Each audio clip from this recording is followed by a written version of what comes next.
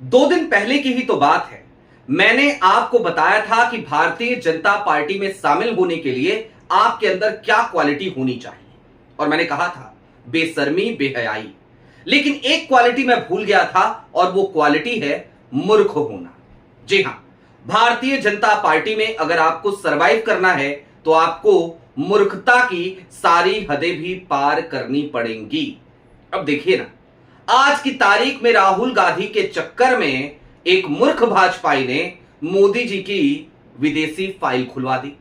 लोग चर्चा करने लगे कि मोदी जी अमेरिका के एजेंट हैं क्या?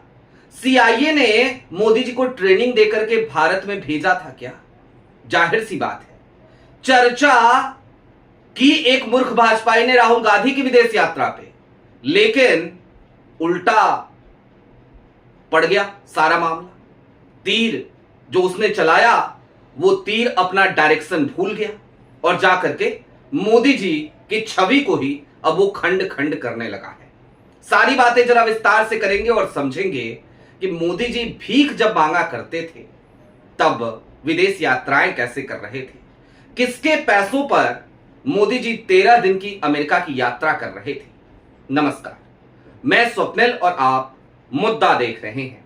दोस्तों, आगे बढ़ें उससे पहले वही छोटी सी अपील। मुद्दा इन दिनों एक गंभीर आर्थिक संकट से जूझ रहा है, और कल की तारीख में एक और गजब का वाकया मुद्दा के साथ किया गया। आप सभी को पता है कि मुद्दा के मेन बैंक अकाउंट्स बीते लंबे समय से फ्रीज चल रहे हैं। हमारे 2.5 साल पुराने चैनल को भी हमसे छीना गया था। ऐसे में डे टू डे ऑपरेशंस में मुद्दा को काफी मुश्किलों का सामना करना पड़ता था, और मैं आपसे जो मदद लेता था वो अपने पर्सनल अकाउंट में लिया करता था। अब कल की तारीख में चूंकि पवन खेड़ा जी असम में थे, वहां पे पुलिस बार बार इन्वेस्टिगेशन के नाम पर उन्हें परेशान कर रही थी, तो मैंने सोचा था इस स्टोरी को कवर करने के लिए मैं असम जाऊंगा। मैं इसकी पूरी तैयारी भी कर चुका था। आज मुझे असम के लिए निकलना था, और आज ही सुबह सुबह आपकी स्क्रीन पर मेरे उसी पर्सनल बैंक अकाउंट का स्टेटमेंट है। मेरे अकाउंट को 1961 रुपए माइनस में डाल दिया गया। जो इसमें पैसे थे उन्हें भी काट दिया गया। जाहिर सी बात है, एक समस्या ये बड़ी है मेरे सामने। यदि आप चाहें तो स्क्रीन पर दिख रहे क्यूआर कोड या नीचे दिख रहे यूपीआई नंबर के जरिए मुद्दा की छोटी छोटी मदद जरूर कीजिएगा आज, ताकि ये 1961 का जो लीन मार्क अभी दिख रहा है कम से कम ये खत्म हो, और इसके बाद चीजें थोड़ी बेहतर हो सके। अब आगे बढ़ते हैं और जरा समझने की कोशिश करते हैं कि आज क्या शानदार काम किया संबित पात्रा ने। मसलन संबित पात्रा जो पहले टेलीविजन चैनलों पर अपनी मूर्खता का परिचय देते थे, आज वो भारतीय जनता पार्टी के हेडक्वार्टर में प्रेस के सामने उसी मूर्खता का परिचय देने के लिए अवतरित हुए, और उन्होंने जिक्र किया कि राहुल गांधी ने बीते 22 सालों में विदेश यात्राएं करी हैं 55, और इन 55 पे खर्च आया है 60 करोड़ रुपए का।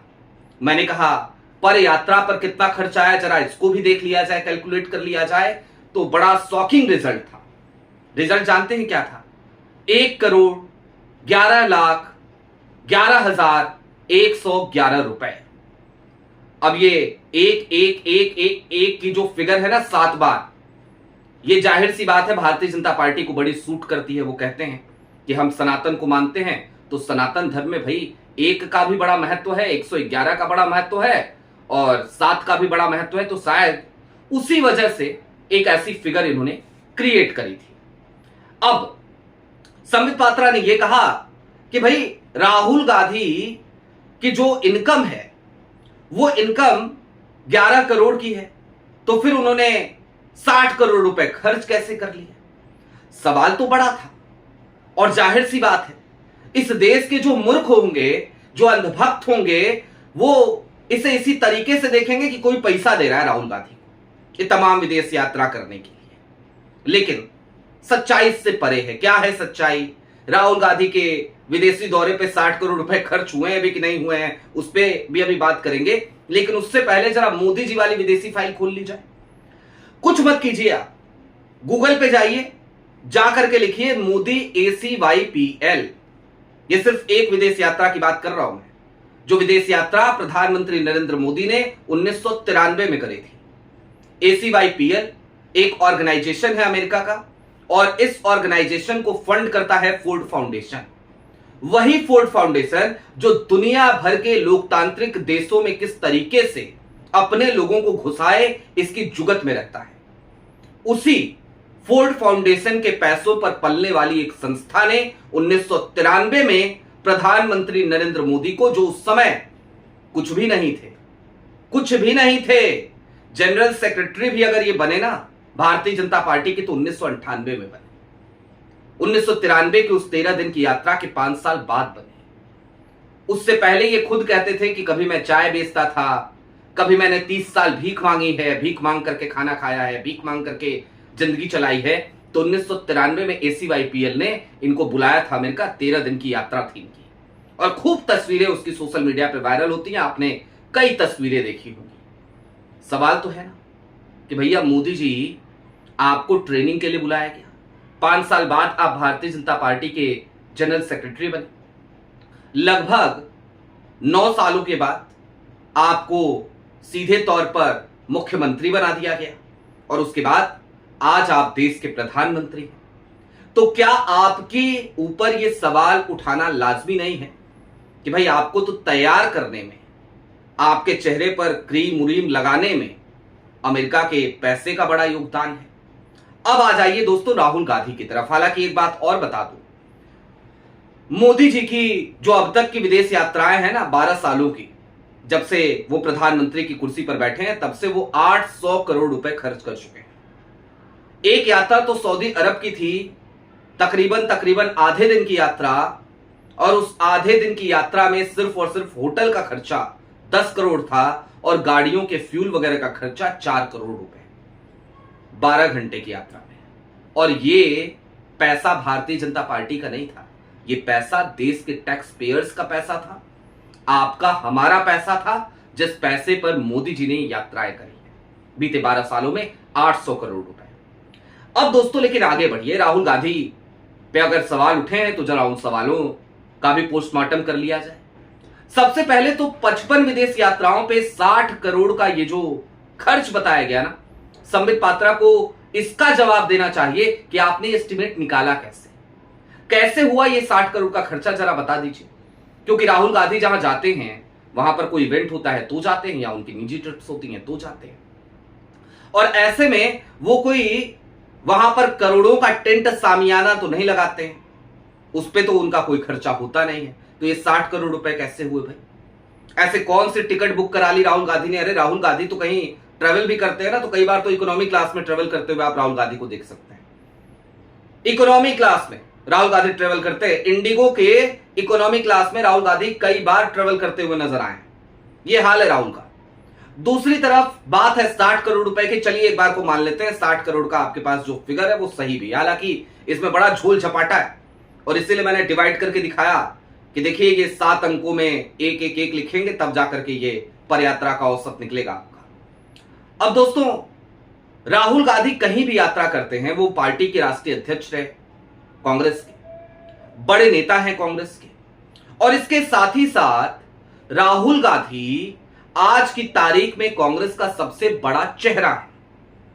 और जाहिर सी बात है ऐसे में राहुल गांधी की तमाम यात्राओं पर जो खर्च होता है वो भारतीय राष्ट्रीय कांग्रेस करती है, और भारतीय राष्ट्रीय कांग्रेस के अकाउंट में इतना पैसा तो है ही कि वो राहुल गांधी के लिए टिकट खरीद सके, राहुल गांधी के लिए होटल्स बुक करा सके, राहुल गांधी कहीं जाएं तो वहां के खर्चे वो उठा सके, वो उठाती है।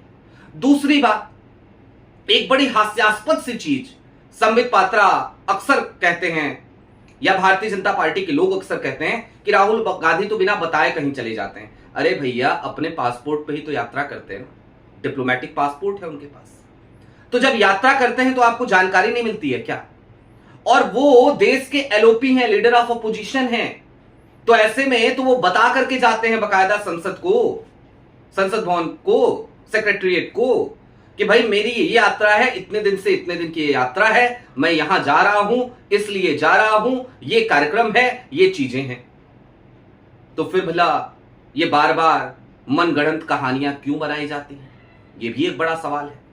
खैर, अब दोस्तों, राहुल गांधी बीते 22 सालों में 55 विदेश यात्राएं करी हूं, या सांसद बने रहने से पहले भी आपको पता है उनकी पढ़ाई लिखाई बाहर हुई है, उस समय की विदेश यात्राएं। राहुल गांधी क्या एक फैमिली बैकग्राउंड है।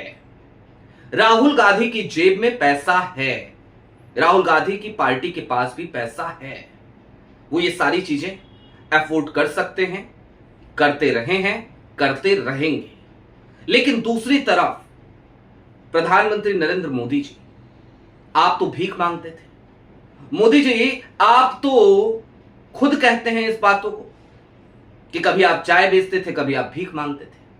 अमेरिका की एक टिकट खरीदने की, शब्द गलत हो जाएगा इसलिए इस्तेमाल नहीं कर रहा हूं, लेकिन इसे इस तरीके से समझिए कि उनकी जेब में इतना पैसा नहीं था कि वो अमेरिका की एक टिकट खरीद सके 1993 में। तब भी मोदी जी अमेरिका गए। उनकी जेब में इतना पैसा नहीं था, या नहीं हुआ करता था उस जमाने में, कि वो कोई भी सुविधा का लाभ ले सके। उसके बाद भी उस जमाने में वो तमाम सुविधाओं का लाभ लेते थे।